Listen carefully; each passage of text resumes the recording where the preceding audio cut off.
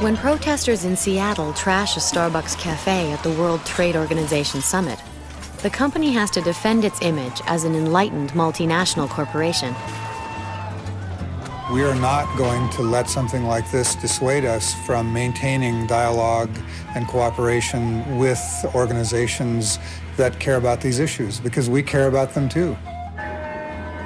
It's ironic that Starbucks sometimes is the target for ill will or concerns because we're such a visible and ubiquitous company. But the truth of the matter is that we are doing such a good job to build sustainability and make sure that the people on the ground doing the work are rewarded for their efforts in ways that are not happening through traditional methods.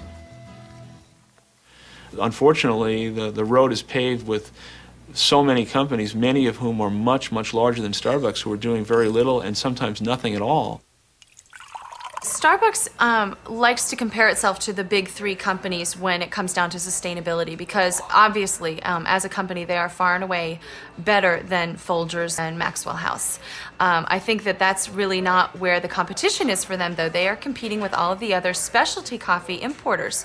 So their leadership really needs to come in terms of the specialty industry. And what we've seen is that they're a follower and not a leader. When the World Trade Organization met in the fall of 1999 in Seattle, the home of Starbucks, Starbucks was a perfect target. At that time, they were not selling any fair trade coffee. They were the world's largest supporter of care, and they were doing all kinds of good, but they were perceived as being the sort of big guy, the McDonald's of coffee. So I can understand why activists have done what they've done, and they have moved Starbucks along faster than they would have gone. Now Starbucks is selling about 1.6% of fair trade coffee. They've been criticized for not selling enough of it, but that's still a huge amount.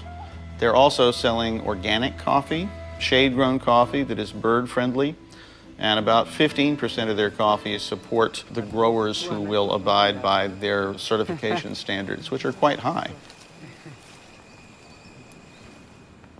One day in Colombia, South America, Juan Valdez took his son Ramon to show him how he grows coffee. Today in the highlands of Colombia, small growers like Juan Valdez face being forced off their land or having to support their families by growing drugs, the cash crop that never goes bust. Then came the part Ramon liked best. Juan hoisted him on his mule. Specialty roasters understand the role they play in supporting farmers like Juan Valdez and their families. When I spoke before Congress, I quoted a Wall Street Journal article. 125 million people's lives are being affected by the low prices of coffee. The load on each farmer's shoulders is getting heavier every single day. When I was in Colombia, I talked to the Hinoteca mayor and I said, well, why don't you grow something else? And the mayor said to me, you need a quick cash crop to survive. They gotta feed their kids tomorrow, not in 5 years. They can't say, don't eat for 5 years and then I'll put a meal on your table. So these farmers did a desperate move and they started planting cocoa plants. And then the drug lords started stealing their sons and forcing them to join paramilitary groups. These 55, 60-year-old farmers had tears in their eyes as they talked to me. They told me that they organized a cooperative. It wasn't easy. The drug lords killed some of the farmers that formed the cooperative. But they fought, and eventually people started buying the fair trade coffee. They were able to fight off the drug lords. They were able to make a living off of a quality cup of coffee.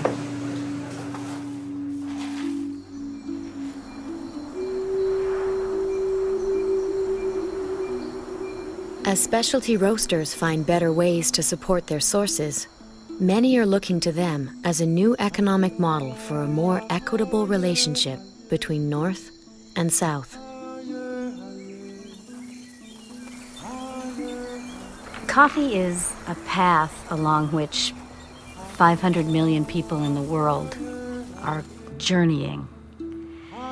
And to bring awareness to that path is my personal mission in life.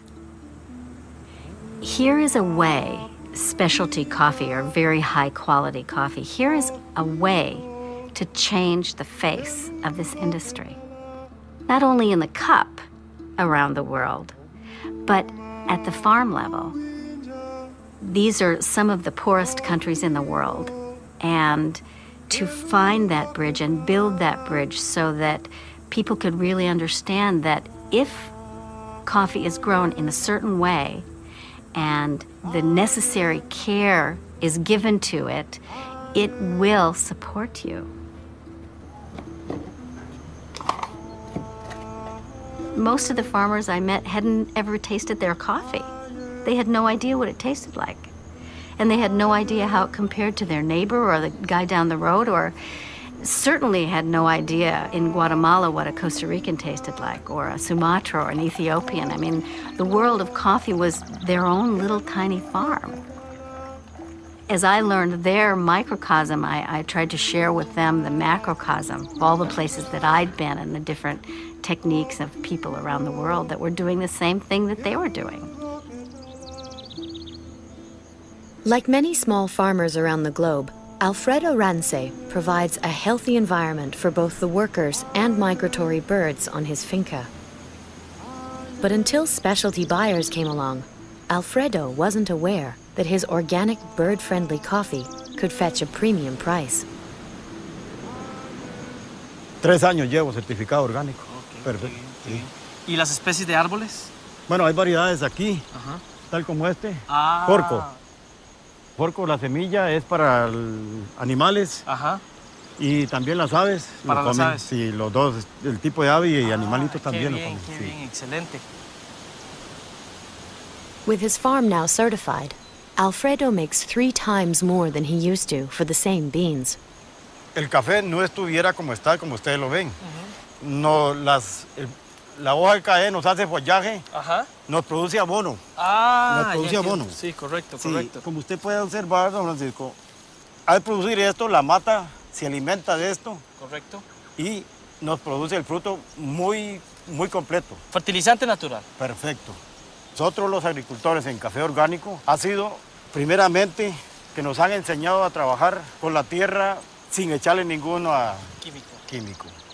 Más luego, la salud de nosotros ha mejorado constantemente porque no produce ninguna intoxicación. Correcto. Sí. Al no aplicar químicos. Al no aplicar químicos. Y más luego, pues estamos disfrutando también de un precio que la empresa nos favorece mucho.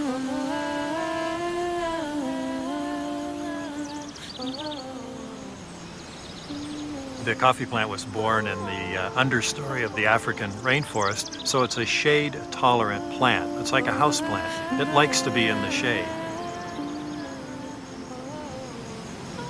In the 1970s, agronomists learned that you could cut the forest off of a coffee farm and expose the plant to the full sun, bathe them in agrochemicals, and double or triple the production. This is a full sun farm, and this is not the kind of farm that the Rainforest Alliance would normally certify. But there's an important thing happening here. This farm, Finca Aquiares, is reforesting. You can see a few trees coming in already. They're planting thousands of trees every year. It might take 20 years before this is a forested farm. We want to show that coffee can go back towards sustainability. There are millions of bags more coffee than we consumers are willing to drink. And what the world wants is more quality coffee. The farmers can grow less coffee, get a higher price for it. Consumers are happy, wildlife is happy, workers are happy. So it's one of those rare win-win situations.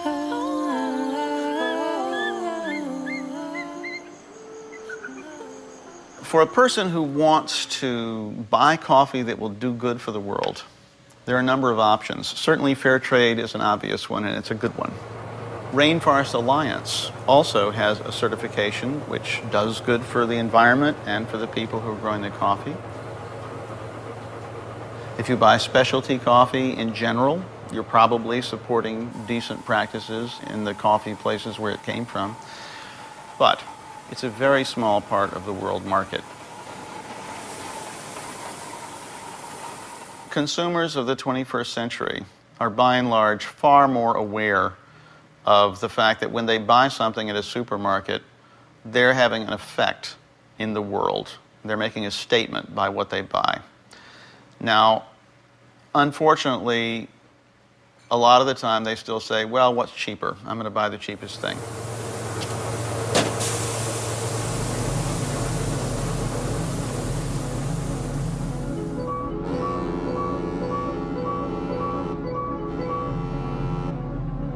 While growers are trying to survive, the big bucks are being made only after the beans are unloaded in the north.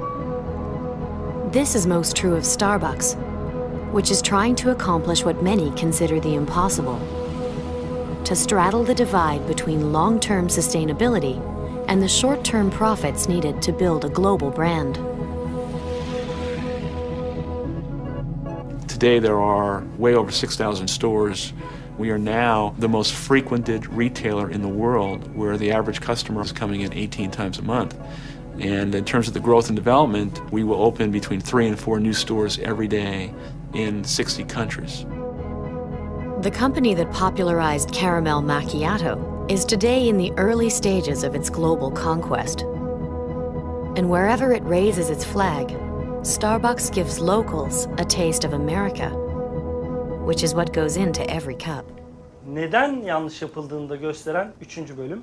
Evet, 80'le giden Trainees arrive in Seattle from afar, including young Turks who come from the country that introduced coffee to the West. Dediğim gibi Now they are being indoctrinated in the Starbucks way. sistemini kullanıyoruz. Can someone tell me what a perfect shot is?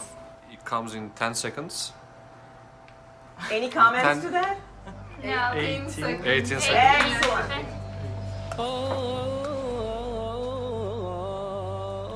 Wow.